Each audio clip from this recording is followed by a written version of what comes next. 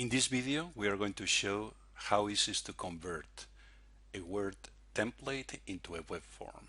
Okay, like always, we start with a standard Word document and we introduce variables that are just text surrounded by double curly brackets. Okay, in this example, we have these documents with some variables, and in particular there is a table with a couple of variables and a list. Okay, so if we just save this document, we may now upload it to Docxpresso, and we see that the platform has recognized the variable names. So if we save this template, we're going to call it simple web form, and let's save it in the test category.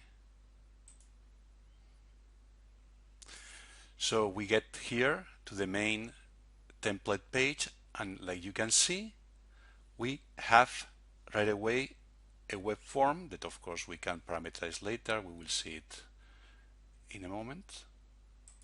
But just out of the box, we have here some form that when filled automatically will provide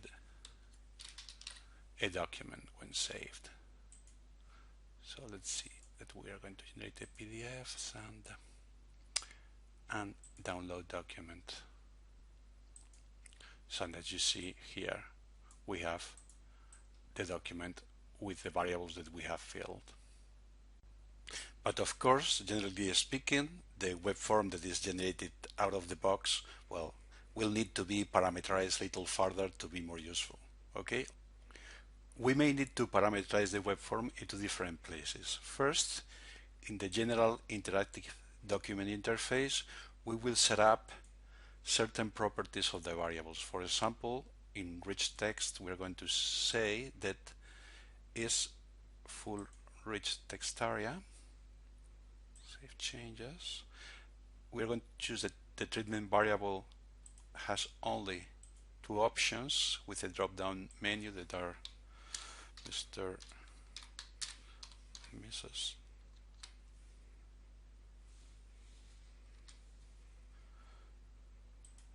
And for example, let us say that the date variable is as expected a date.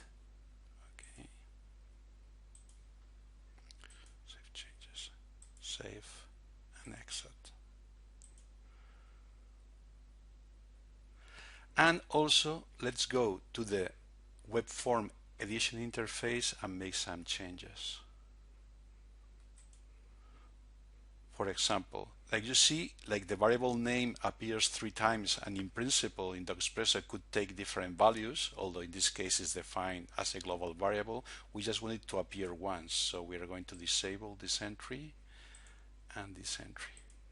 We're also going to change the name of the tab here, and so we edit here, and we are going to call this general data.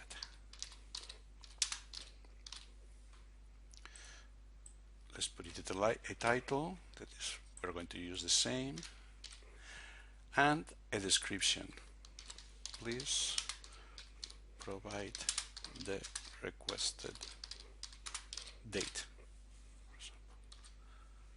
Save changes. And by the time being, we're going to see how the web form renders. We just hit save and preview.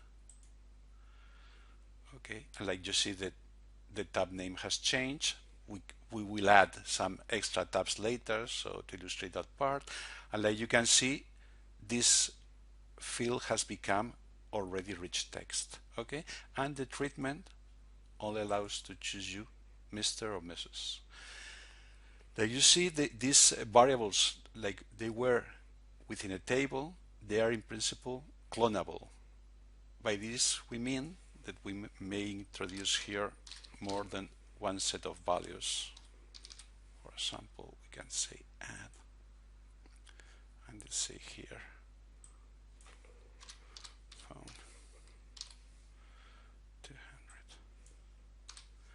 We may preview how the document is going to look like here. Okay, So like you see here, all the things that have been filled are within the document. We just close the preview, and for example, we're going to put here, like before, just a test. Let's see here, 1, 2, and for example, here we're going to just put test and email.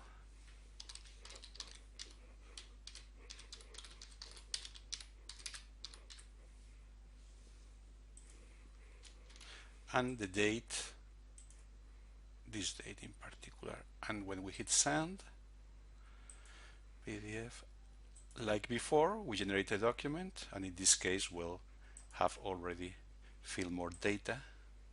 Okay, and here is the result.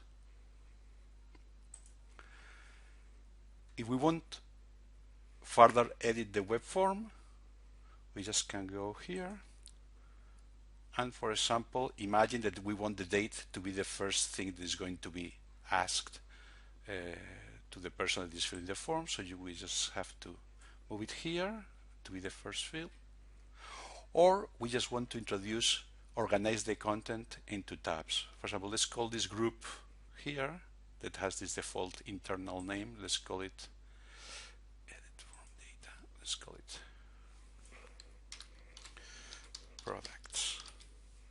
And here we're going to do products and group element description, add as many products as desired. Okay, save changes. And moreover, we are going to add a new tab that we are going to call it products. Okay.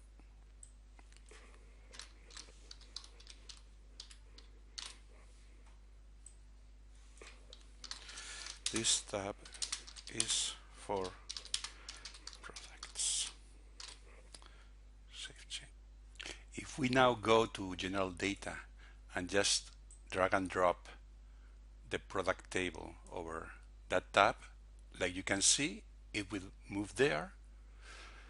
And also we're going to just organize the treatment so it goes just before the name. Okay, save and preview. Now we have two tabs. In the first one we have general questions, and in the second one we may add the products. Okay, we can further edit this web form, and we can do many things that we are not going to run over all of them in this screencast, but in principle you can add videos, you can add comments, you can parameterize the names of the tips and the labels of the web form elements, etc. But we believe that this is enough for a first introduction to the subject.